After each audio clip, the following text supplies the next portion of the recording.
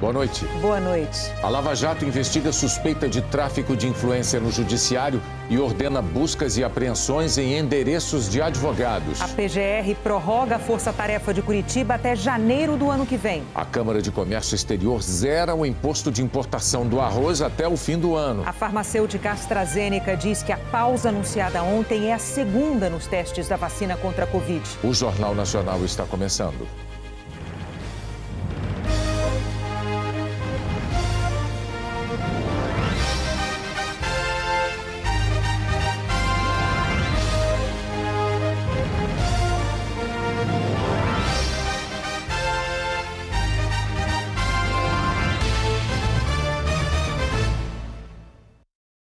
A empresa AstraZeneca declarou hoje que aguarda a orientação de um comitê de especialistas independentes para retomar os testes da vacina que desenvolve em parceria com a Universidade de Oxford.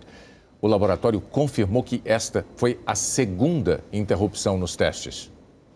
Diante da preocupação que se espalhou pelo mundo, a Universidade de Oxford afirmou: essa é a ação rotineira que deve acontecer sempre que aparecer uma doença potencialmente inexplicada num dos estudos, enquanto ela é investigada, garantindo a integridade dos testes. Em nota, o presidente da AstraZeneca afirmou que a empresa coloca a ciência, a segurança e os interesses da sociedade no coração do trabalho e que essa pausa temporária é a prova viva de que segue esses princípios, enquanto um único evento num dos locais de testes é avaliado por um comitê de especialistas independentes. Ele disse ainda que a farmacêutica aguarda a orientação do comitê para continuar o trabalho para fornecer uma vacina de forma ampla, justa e sem lucro. A pesquisadora da Fundação Oswaldo Cruz, Margarete Dalcomo, conversou ainda ontem com os responsáveis pelo projeto na Inglaterra.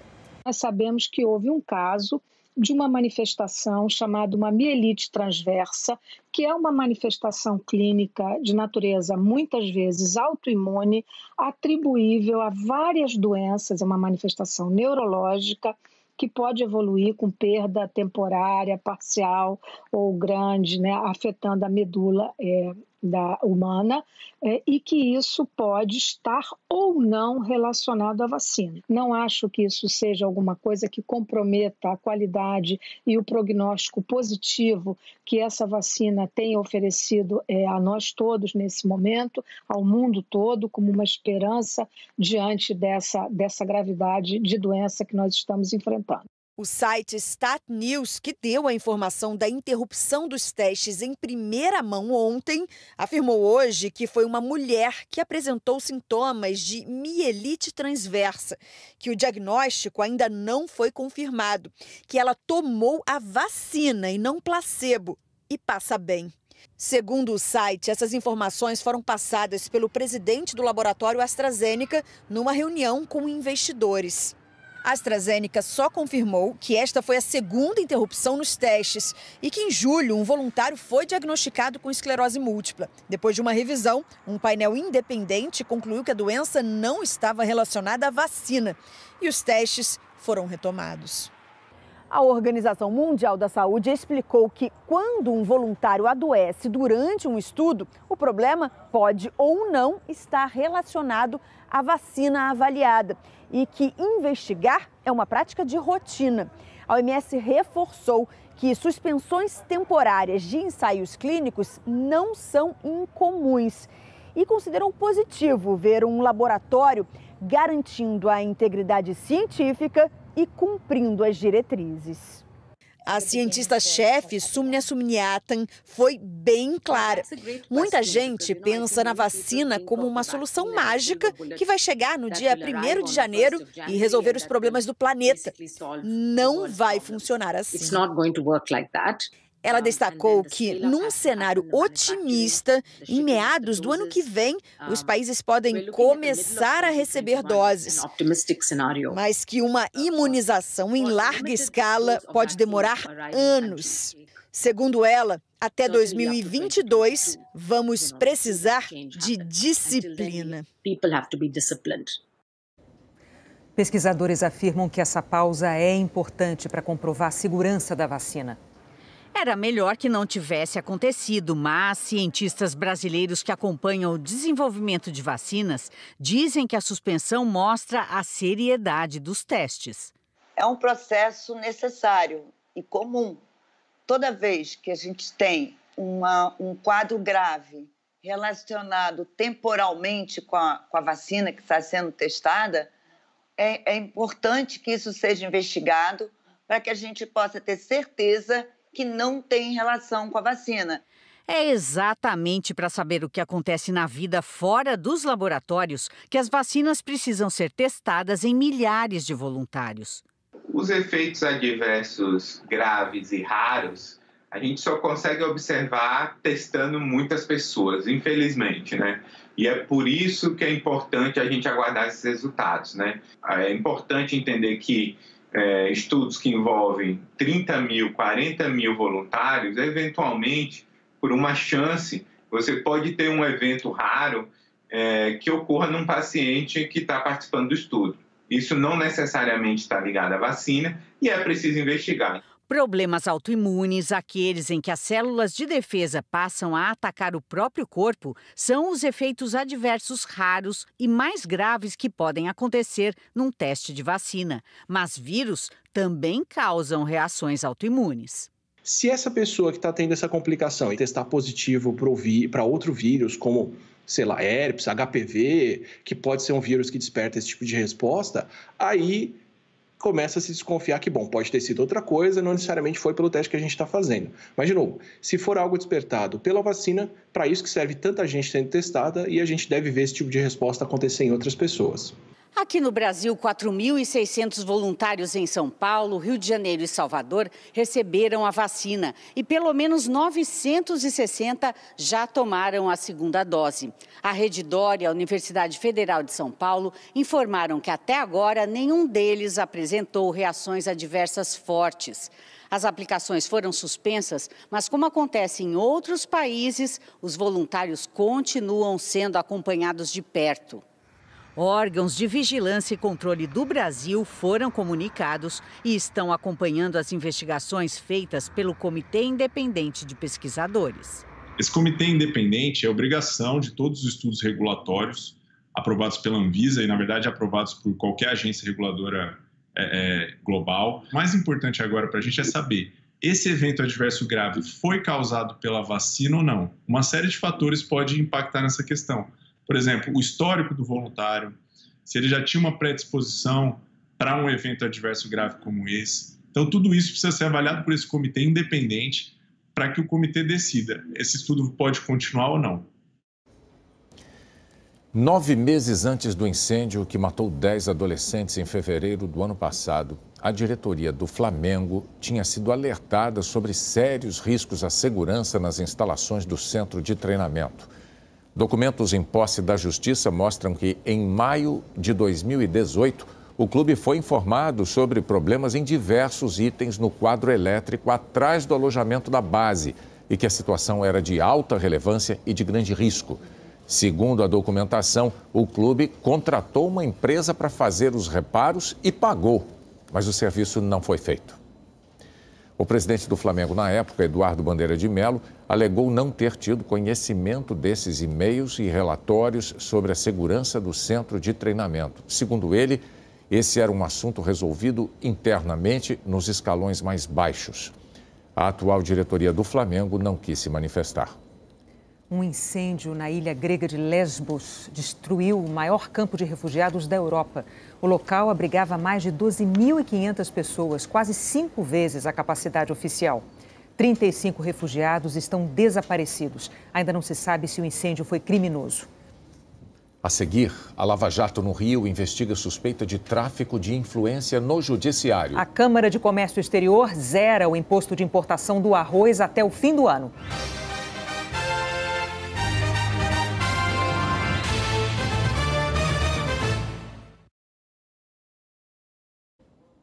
Uma nova fase da Operação Lava Jato denunciou advogados suspeitos de envolvimento num esquema que teria desviado 151 milhões de reais do SESC e do SENAC do Rio. Houve buscas em 6 capitais. Na mesma hora, cenas parecidas em 5 estados e no Distrito Federal. O alvo principal das buscas eram escritórios de advocacia, alguns dos mais conhecidos do país. Os agentes estavam em busca de novas provas num esquema que teria desviado mais de 150 milhões de reais do SESC e do SENAC do Rio de Janeiro.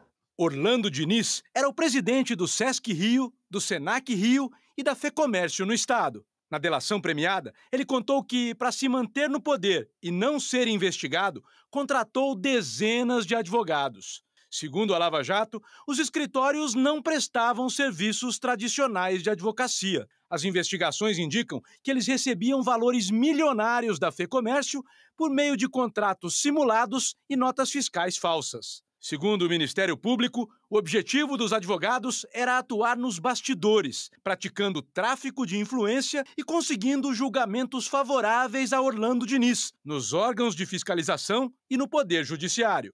A denúncia diz que, de 2012 a 2018, 2 advogados comandavam toda essa estratégia jurídica: Roberto Teixeira e Cristiano Zanin, que defendem o ex-presidente Lula. Segundo as investigações, eles teriam montado o esquema inicial de desvio do dinheiro do SESC e do SENAC do Rio. E como a batalha jurídica para manter Diniz no cargo foi ficando mais intensa, os 2 advogados passaram também a indicar outros escritórios para fazer parte do esquema. Na delação, Orlando Diniz diz que sentiu naquele momento ter passado de comprador a mercadoria. Segundo ele, em vez de defendê-lo, os advogados criavam a lógica do quanto pior melhor, pois mais contratos iam sendo assinados e os valores iam aumentando. Outro nome entre os denunciados é o do advogado Eduardo Martins, apontado pelos procuradores como mais um dos integrantes do núcleo duro da organização. Segundo a Lava Jato, o papel do escritório dele também seria o de vender facilidades em tribunais superiores. Eduardo Martins é filho do presidente do Superior Tribunal de Justiça, ministro Humberto Martins. Os investigadores afirmam que o escritório de Eduardo Martins recebeu 82 milhões de reais do esquema, sendo o restante dos 150 milhões fragmentados entre os demais advogados denunciados. Um dos escritórios contratados foi o de Ana Basílio, que defende o governador afastado do Rio, Wilson Witzel. Segundo os procuradores, sob o mesmo pretexto de influência em decisões dos tribunais, a advogada aderiu ao núcleo duro da organização criminosa. O esquema de desvio de verbas do SESC e do SENAC do Rio pode ter chegado a um total ainda maior do que o mencionado na denúncia. A Lava Jato agora investiga a movimentação de mais 204 milhões de reais. E para isso foram feitas as buscas de hoje. Nessas novas investigações, a polícia esteve hoje na casa de Frederic Wassef, o ex-advogado da família Bolsonaro. Wassef não foi denunciado. O Ministério Público Federal diz que ele recebia da FEComércio por meio de outro escritório de São Paulo, o Eluf e Santos Sociedade de Advogados, que não teria informado qualquer atividade profissional lícita prestada à FEComércio. A denúncia diz que, apesar do esquema montado por Orlando Diniz, a solução vendida pelos advogados não passou de fumaça. A OAB Nacional afirmou que houve uma clara iniciativa de criminalização da advocacia brasileira e que a operação desrespeitou as prerrogativas da advocacia. Cristiano Zanin disse que a operação é uma tentativa de intimidação do Estado brasileiro. Classificou as buscas como uma invasão e disse que a ação tem traços de abuso de autoridade. Roberto Teixeira afirmou que todos os serviços prestados à FEComércio estão devidamente comprovados e que os pagamentos foram realizados na forma da lei. Frederic Wassef declarou que não foi denunciado como os demais advogados e nada tem a ver com nenhum esquema da FEComércio. O escritório Basílio Advogados, do qual Ana Tereza Basílio é sócia, afirmou que já atuou em mais de 50 processos da FEComércio, sempre de forma ética e dentro da legalidade, e que confia na justiça. Nós não conseguimos contato com a defesa de Eduardo Martins e com o escritório Eluf Santos Sociedade de Advogados. A Procuradoria-Geral da República prorrogou até 31 de janeiro a força-tarefa da Lava Jato no Paraná. Os procuradores tinham pedido 1 ano de prorrogação. O vice-procurador-geral, Humberto Jaques, disse que levou em conta o teto de gastos. Ele criticou o atual modelo de trabalho das forças-tarefa e afirmou que o fato de o dinheiro de corrupção recuperado pela Lava Jato ser maior que as despesas não serve de justificativa para o aumento da estrutura das forças-tarefa. O juiz Luiz Antônio Bonar absolveu a ex-deputada federal Solange Almeida do crime de corrupção no único processo contra ela na Lava Jato, em Curitiba, que envolvia o pagamento de propina ao ex-presidente da Câmara, Eduardo Cunha, em contratos de navio-sonda da Petrobras. A absolvição de Solange Almeida foi por falta de provas. No mesmo processo, Cunha foi condenado a 15 anos e 11 meses de prisão por corrupção e lavagem de dinheiro. Foi a segunda condenação dele na Justiça Federal do Paraná. A defesa vai recorrer. Por causa da pandemia, Eduardo Cunha cumpre pena em casa com tornozeleira. O ex-médico Roger Abdelmaci foi levado hoje do presídio de Tremembé para um hospital penitenciário em São Paulo. O ministro do STF, Ricardo Lewandowski, atendeu a um pedido da defesa. O ex-médico Abdelmaci era um dos especialistas em reprodução humana mais conhecidos do Brasil e foi condenado a 173 anos de prisão por estuprar dezenas de pacientes. O presidente do Supremo Tribunal Federal, Dias Toffoli, recebeu várias homenagens hoje. Amanhã termina o mandato dele no comando da corte. As primeiras homenagens foram no Congresso. O presidente do STF recebeu a medalha da Ordem ao Mérito do Congresso Nacional, a maior honraria do Poder Legislativo. O presidente da Câmara elogiou o presidente do Supremo, ressaltando o diálogo com outros poderes e a defesa das instituições. A principal marca de sua gestão, contudo, presidente Toffoli, é para mim o compromisso com o Estado democrático de direito, com a Constituição e a democracia, a coragem e a altivez para defender as instituições daqueles que, abusando de seus direitos, procuram não criticar, mas constranger, ameaçar e, por fim, calar os poderes da República. O presidente do Senado disse que Dias Toffoli é um guardião da Constituição e citou o inquérito que investiga as fake news e ameaças feitas a ministros do Supremo. O diálogo constante foi uma marca registrada desta presidência, que sustentou com o Legislativo e com o Executivo e contribuiu para a reafirmação de direitos e garantias fundamentais e, principalmente, para a permanência e a consolidação do Estado democrático de direito. Deputados e líderes de partidos também homenagearam o presidente do Supremo. Dias Toffoli agradeceu e reforçou a importância da defesa da democracia e da independência dos poderes. À tarde, Toffoli recebeu homenagens em sua última sessão como presidente do STF. O ministro Alexandre de Moraes estava discursando quando o presidente Jair Bolsonaro chegou para prestigiar a despedida. Moraes lembrou a atuação de Toffoli em defesa do STF. Citou o episódio em que apoiadores de Bolsonaro foram ao Supremo com tochas e máscaras brancas. Vossa Excelência será lembrado na história como aquele que garantiu, nos momentos de agressão ao Supremo Tribunal Federal, no momento que tochas e rojões eram jogados no Supremo Tribunal Federal, garantiam os instrumentos necessários para que isso cessasse e a harmonia entre os poderes permanecesse. Vossa Excelência sempre tem a coragem do diálogo com os demais poderes, porque a Constituição assim determina. A harmonia não afasta a independência entre os poderes. O ministro Luiz Fux, que assume o Supremo amanhã, destacou a amizade com Toffoli. Vossa Excelência sinta o que eu sinto no meu órgão de fé por Vossa Excelência, a minha admiração e os meus olhos não traem quando nós nos dizemos amigos. Muito obrigado por tudo, presidente. Toffoli chamou Bolsonaro para sentar ao lado dele no plenário. Bolsonaro elogiou a capacidade de diálogo institucional de Toffoli. Dizer que a harmonia, o diálogo, o entendimento em momentos difíceis, apesar de ser bem mais novo do que eu. Isso foi muito importante para o destino do nosso Brasil. Dizer-lhe que em muitos momentos, quando o chefe do Executivo procurou o Supremo Tribunal Federal, por muitas vezes, em decisões monocráticas, Vossa Excelência muito bem nos atendeu. Em outros momentos, até nos surpreendeu com a sua capacidade de se antecipar a problemas e já apresentar a solução antes mesmo que o procurássemos. No fim, Toffoli, assim como fez no Congresso, destacou a independência entre os poderes e a importância do judiciário na defesa da democracia. Vivemos sob os espectros da desinformação e das notícias fraudulentas, no rastro das quais vieram as tentativas de disseminar o ódio, a intolerância e o medo na sociedade. E ataque a todas as instituições. Ataque a todas as instituições.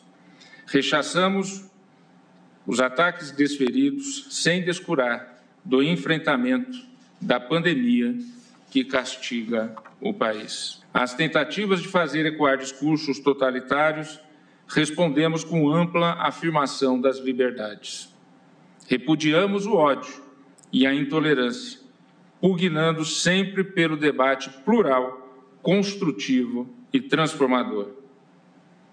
O nível de amadurecimento e de fortalecimento atingido pela nossa democracia é o maior legado que nossa geração pode deixar para as futuras gerações.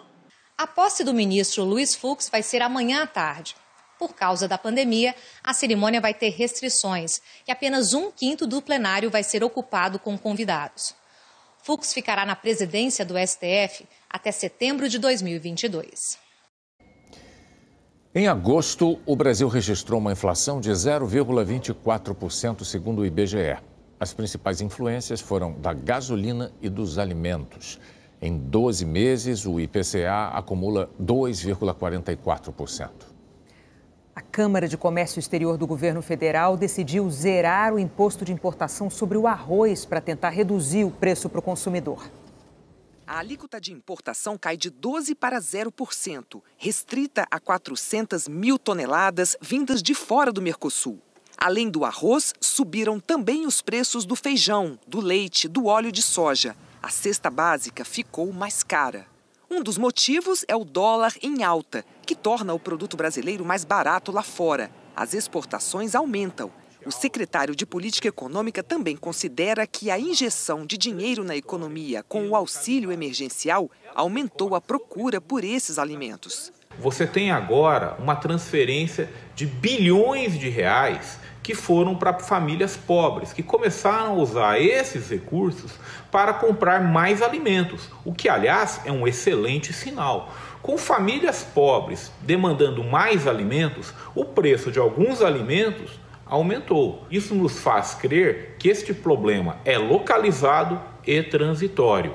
Então, em breve, a normalidade retorna nesse mercado. Apesar das explicações do próprio governo, a Secretaria Nacional do Consumidor, órgão do Ministério da Justiça, notificou 65 redes de supermercados e cooperativas de produtores. Eles têm 5 dias para explicar o aumento nos preços de itens que compõem a cesta básica. O objetivo é saber se o aumento é abusivo. As multas podem passar de 10 milhões de reais.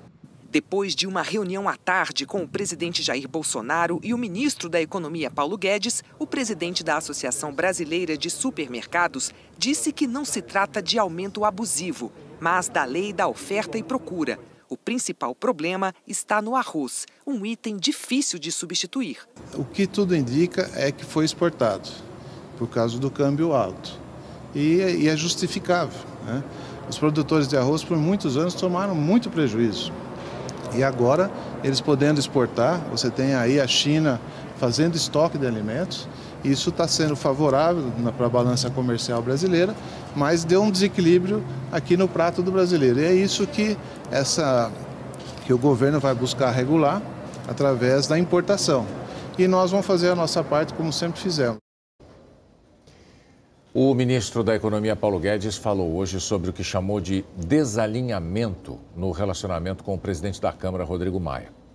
Na semana passada, Maia disse que a equipe da Economia tinha sido proibida pelo ministro de falar com ele. Guedes afirmou hoje que não tem problema pessoal com Maia, que é grato ao deputado e que o presidente Bolsonaro é que tem conversado regularmente com políticos.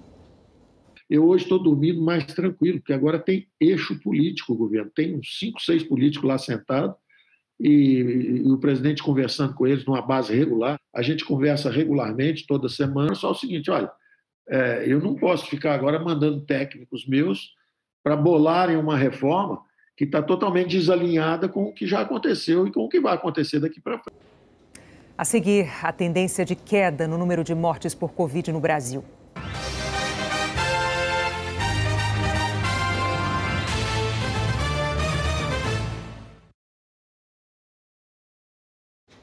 O Brasil registrou mais de 1.100 mortes pela Covid em 24 horas. Mesmo assim, o número de óbitos segue a tendência de queda quando se considera a média móvel. O Márcio Gomes tem os detalhes. Boa noite, Márcio.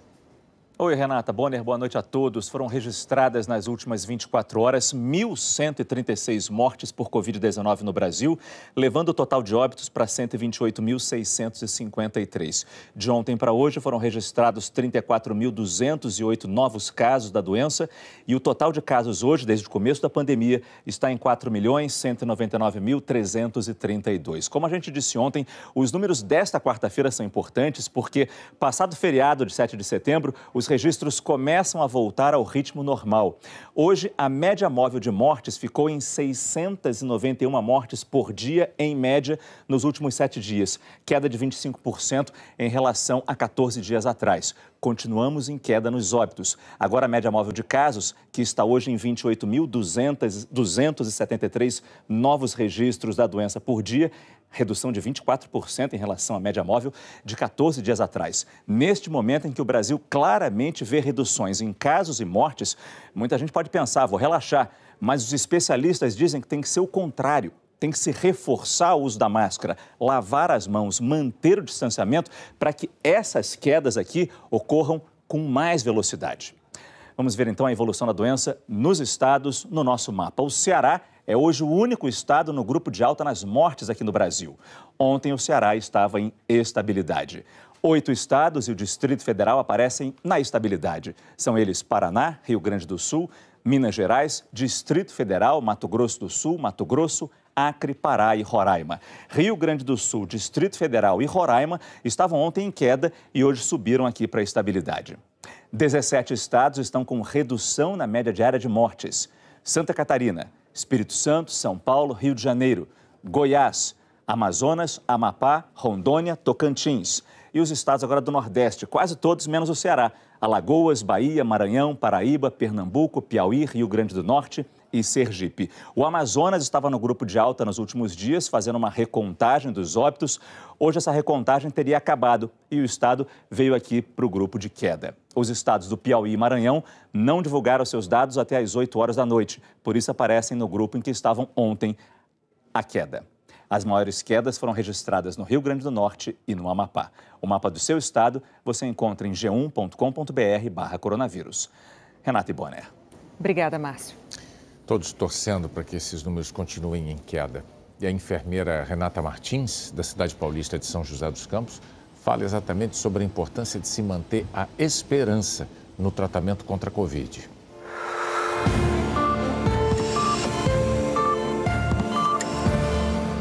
Hoje, com a doença se agravando, os pacientes têm chegado com muita falta de ar aqui com a gente. A família entrega esse paciente para a gente sem ter a certeza se vai ter esse paciente, esse ente querido de volta em casa, se vai poder dar um abraço novamente.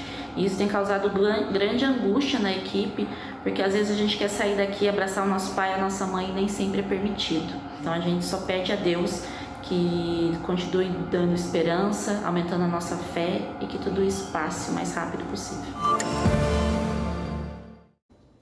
Outras notícias no Jornal da Globo. Boa noite. Uma boa noite para você, até amanhã.